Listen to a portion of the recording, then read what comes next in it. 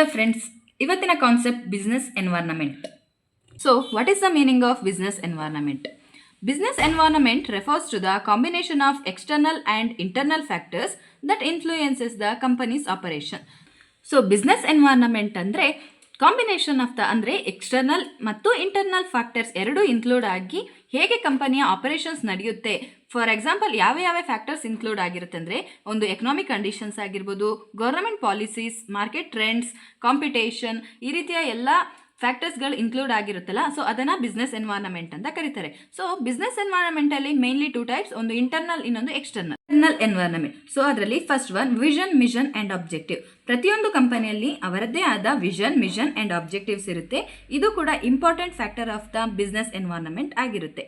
Next one top management structure. ಹೇಗೆ ಕಂಪನಿಯಲ್ಲಿ high position CEO ಇಂದ ಲೋಯರ್ ಪೊಸಿಷನಲ್ಲಿರೋ ವರ್ಕರ್ಸ್ನವರೆಗೂ ಹೇಗೆ ವರ್ಕ್ ನಡೆಯುತ್ತೆ ಅನ್ನೋದನ್ನು ಪ್ರತಿಯೊಂದು ಫ್ಯಾಕ್ಟರ್ಸ್ ಕೂಡ ಇಂಪಾರ್ಟೆಂಟ್ ಆಗಿರುತ್ತೆ.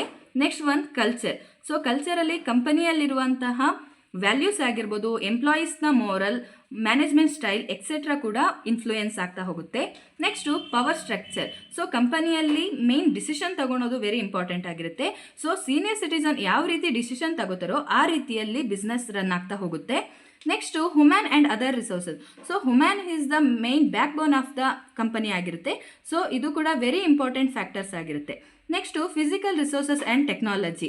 ಸೊ ಕಂಪನಿಯಲ್ಲಿರುವಂತಹ ಮೆಷಿನರೀಸ್ ಆಗಿರ್ಬೋದು ಅಥವಾ ಅಪ್ಗ್ರೇಡ್ ಆಗಿರುವಂತಹ ಟೆಕ್ನಾಲಜಿ ಯೂಸ್ ಮಾಡೋದ್ರ ಮೂಲಕ ಕಂಪನಿ ರನ್ ಆಗೋಕ್ಕೆ ವೆರಿ ಇಂಪಾರ್ಟೆಂಟ್ ಆಗಿರುತ್ತೆ. ಸೊ ಇದು one of the factor of the business environment ಆಗಿರುತ್ತೆ.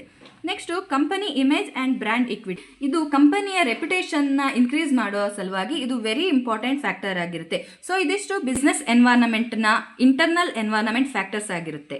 Thank you.